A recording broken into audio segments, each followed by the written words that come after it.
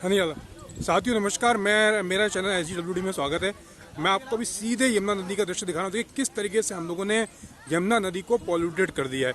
हम लोग क्यों नहीं समझते हैं कि अगर यमुना नदी साफ रहेगी तो हमारा जो आने वाली पीढ़ियाँ हैं वो सही रहेंगी, हमारा जल लेवल बढ़ेगा, पानी का जो संसाधन है वो बढ़ेंगे। आप जगह जगह देख सकते हैं कि हम लोग जानबूझकर क्या कहते हैं, अपनी यमुना नदी को गंदा कर रहे हैं। मैं आप देख सकते हैं मेरे चैनल पर, मैं पूरा देख रहे हैं यमुना नदी का, जो यमुना नदी वो देख रहे हैं, ब्रज है यहाँ पर, ये आप देख सकते हैं, ताजमहल भी आपको दिखेगा। ये पूरा का पूरा ये जो गंदा है उसके लिए कौन जिम्मेदार है? ये बेचारे नगर निगम के लोग हमारे साथ हैं, जो बेचारे दिन रात मेहनत कर रहे हैं और वो कह रहे हैं, विनती कर रहे हैं कि भैया प्लास्टिक मत डालो मत डालो मत डालो। लेकिन आप कचरा क्यों डालें? आपको फूल डालना है, जरा से एक फूल डाल दो, क्यों आप डाल दो? ये देखिए पूरा का पूरा गंदगी जो जिस तरीके से है, कौन जिम्मेदार है? आप कहते हो कि नगर निगम कुछ काम नहीं करता है, आप कहते हो कि सरकार कुछ काम नहीं करती है, तो ऐसे ही यमुना नदी बच पाएगी क्या? मैं देखता हूँ दिल्ली के अंदर केंद्र सरकार हो, राज्य सरकार हो, सब लोग यमुना को स्वच्छ करने में लाखों करोड़ों रुपए लगाते हैं। लेकिन आम व्यक्ति को सोचना चाहिए, ये यमुना नदी हमारी पवित्र नदी है जो यमुनोत्री से निकलती है और कई प्रदेशों में होते हुए गंगा में मिलती है, और हमको एक मैसेज देती है कि अगर यमुना नहीं होती तो ताजमहल नहीं होता, और ताजमहल नहीं होता तो पर्यटक नहीं आते, यमुना नदी नहीं होती तो भगवान श्री कृष्ण का जन्म भी नहीं होता, ब्रज की संस्कृति भी नहीं बचती। लेकिन हम लोग क्यों उस पर नहीं काम कर रहे हैं? इसमें जिम्मेदारी किसकी है?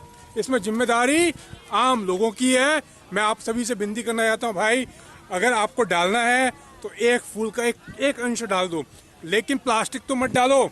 किसने कहा है? किस शास्त्र में लिखा हुआ है कि आप लोग धर्म के नाम पर ये कचरा करें? इसके अलावा जो हम चाहते हैं नगर निगम से, जो प्लास्टिक है पूरे आगरा में तो प्रतिबंध हो, और जो हमारी बात अगर सुन रही है सरकार, विशेष रूप से हमारी विनती है हमारी सरकारों से कि वो कृपा करके जो भी है प्लास्टिक को पूर्ण रूप से प्रतिबंध करें।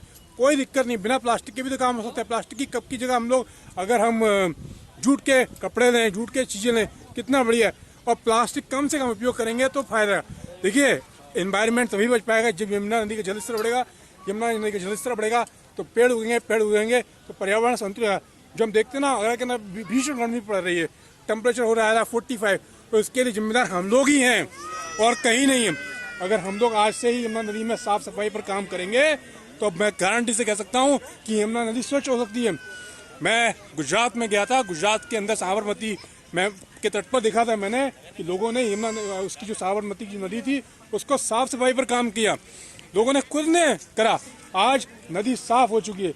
लेकिन हम लोग क्यों नहीं समझते हैं, क्यों नहीं हमारी जिम्मेदारी बनती है कि हम यमुना नदी को अपनी जिम्मेदारी को समझें और यमुना नदी पर विकास पर काम करें, और जो हम लोग गंदगी फैला रहे हैं उसको रोका जा सके। हम सबकी जिम्मेदारी बनती है कि अगले साल 2023 में जब हम लोग दिवाली के बाद में आए तो ये यमुना नदी साफ सुथरी हो और यहाँ पर जो पानी का संकट है वो दूर हो। लेकिन इसके लिए जिम्मेदारी हम सबको बनती है।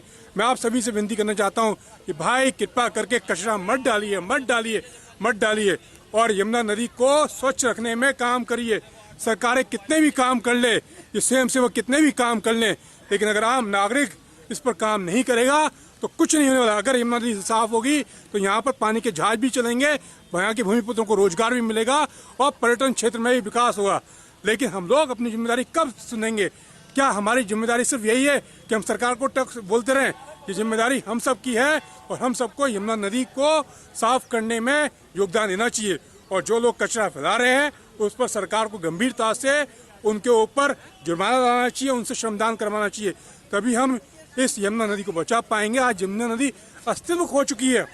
मुझे याद है आज से हम सुनते थे बहुत साल पहले कि यहाँ तक पानी रहता था, काफ़ी आगे तक यमुना नदी का पानी रहता था। यहाँ पर आगरा में इतनी गर्मी, इतनी क्या कहते हैं सर्दी नहीं होती थी, क्योंकि हम लोगों ने यमुना नदी के साथ सम्मान करा था। अगर हम नदी, प्रकृति और पर्यावरण के साथ खिलवाड़ करेंगे तो ये तय है कि पर्यावरण तो समाप्त होगा ही, और हमारी आने वाली पीढ़ी हमसे पूछेंगी आपने क्या करा। ये जिम्मेदारी हमारी है। भैया आप लोग प्लास्टिक नहीं लोगे ना? प्लास्टिक नहीं लोगे ना भैया? है प्रण करते हो कि नहीं? और जो प्लास्टिक है उसको क्या बोलोगे? रोको, वो रोको उनको कि भैया प्लास्टिक का उपयोग बंद करो और यमुना नदी को साफ करो। भारत माता की जय, वंदे मातरम।